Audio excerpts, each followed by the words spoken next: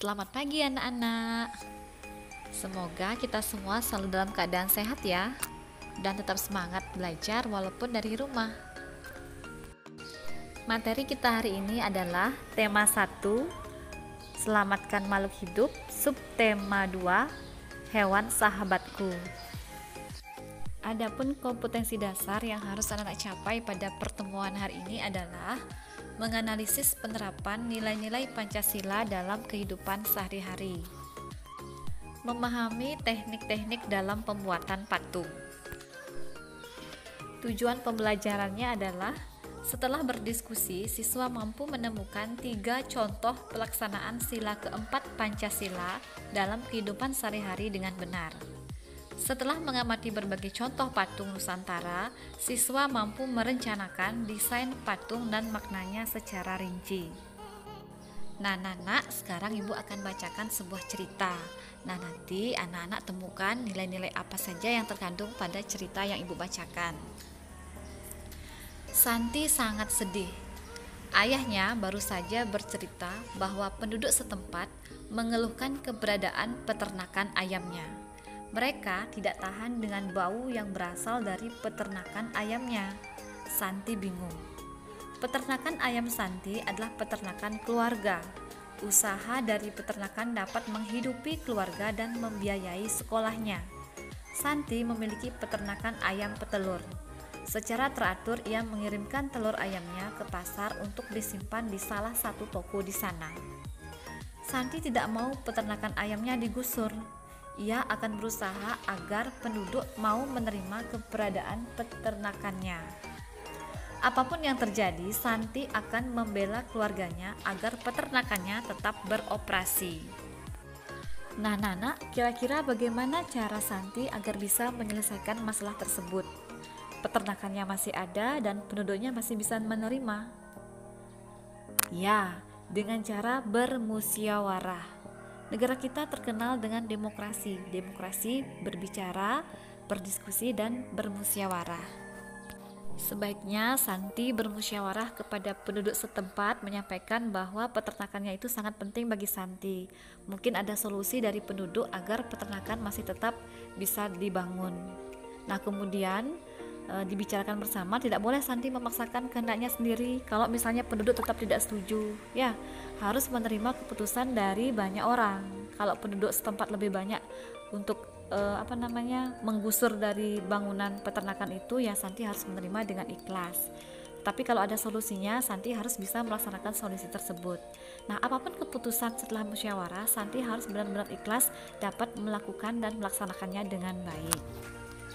Nah, Nana, musyawarah merupakan cara yang paling tepat untuk bisa menyelesaikan masalah bersama.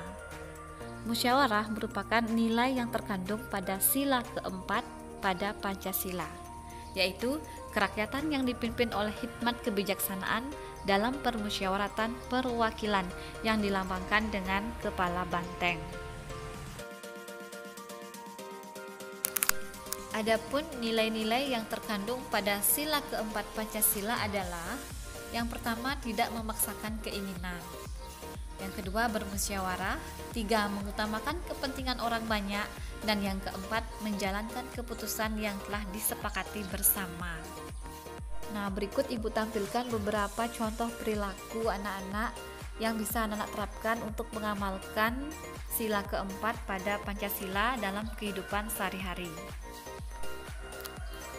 Contoh perilaku yang pertama adalah saling menghargai pendapat orang lain ketika belajar kelompok. Nah, anak-anak tentunya pernah belajar kelompok ya, di mana dalam belajar kelompok ada beberapa teman yang ingin mengajukan pendapatnya. Jadi kita harus saling hargai pendapat teman-temannya, kumpulkan pendapat teman-temannya. Jika sudah terkumpul, baru diskusikan bersama pendapat mana rasanya yang paling baik. Nah, yang kedua, menerima kritik atau saran saat bermusyawarah. Nah, biasanya orang tua anak-anak kan ada rapat desa atau rapat kelurahan ya. Di sana orang-orang pada memberikan saran, memberikan pendapat. Nah, seandainya kita mendapat kritikan, sebaiknya kita dengarkan dulu.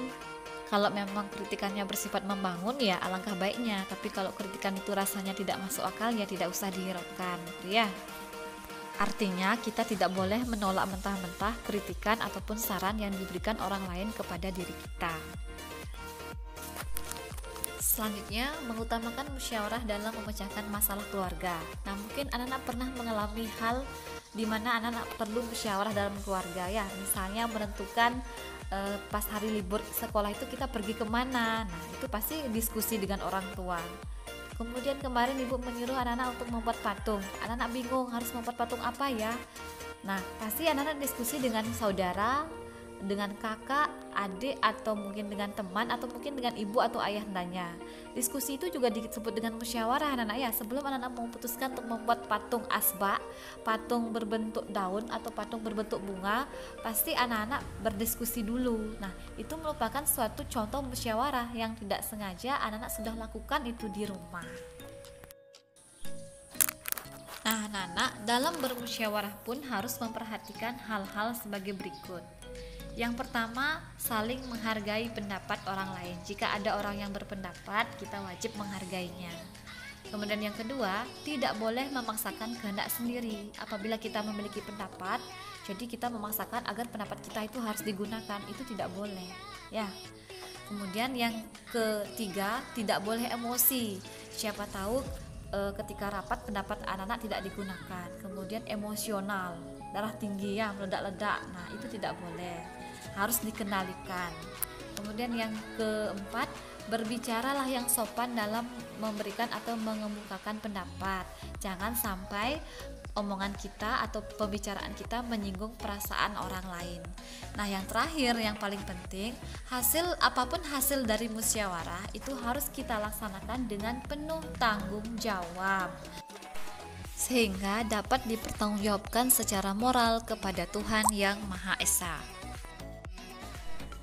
Nah, Nana, ini merupakan patung sederhana anak-anak yang berbahan dari sabun yang sudah anak-anak putuskan setelah melalui musyawarah dengan saudara atau dengan orang tua ya. Akhirnya jadilah patung cantiknya anak-anak ini. Nah, bagaimana teknik yang anak-anak lakukan atau gunakan untuk pembuatan patung ini? Mari kita bahas selanjutnya. Nah, Nana, ada beberapa teknik dalam pembuatan patung yang harus anak-anak ketahui. Yang pertama adalah teknik butsir, yaitu teknik pembuatan patung dengan mengurangi bahan lunak seperti dari tanah liat, plastisin, atau sabun. Nah, berarti karya patung yang anak-anak buat itu dilakukan dengan teknik butsir ya tentunya. Jadi anak-anak mengurangi bahan sabun tersebut sehingga terbentuk patung sesuai dengan kehendak anak-anak. Yang kedua adalah teknik cetakan atau cor. Jadi patung ini dibuat dengan membuat cetakannya terlebih dahulu. Ya, cetakan dibuat, kemudian bahan yang digunakan biasanya adalah dari semen atau dari besi yang dicairkan. Kemudian besi yang dicairkan masukkan ke dalam cetakan. Nah, kemudian dikeringkan. Setelah kering, buka cetakan tersebut. Nah, terbentuklah patung sesuai dengan cetakan. Teknik yang ketiga yaitu teknik meja putar. Biasanya patung ini dibentuk dengan memutar meja. Bahan yang digunakan biasanya dari tanah liat ya anak-anak ya. Pembuatan gerabah seperti guci, pot bunga, itu menggunakan teknik meja putar. Nah, yang keempat, teknik pahat.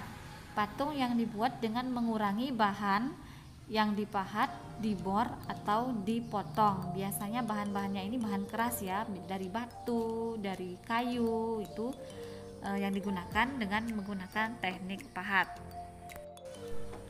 Nah, Nana, demikianlah materi yang dapat Ibu sampaikan hari ini. Mudah-mudahan bisa dipahami. Dan setelah ini silakan kerjakan tugas evaluasi untuk mengetahui sejauh mana pemahaman anak-anak tentang materi yang sudah Ibu jelaskan tadi. Akhir kata, terima kasih dan selamat pagi.